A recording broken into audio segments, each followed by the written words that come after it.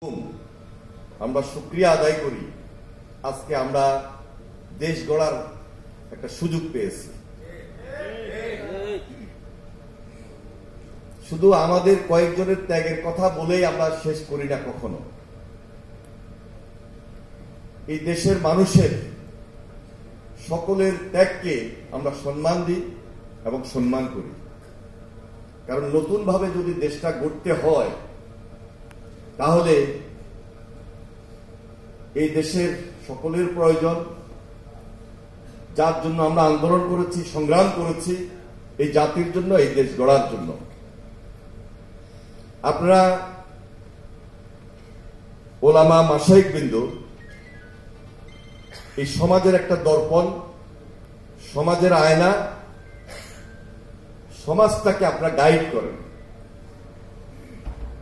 ইমাম সমিতির একজন নেতা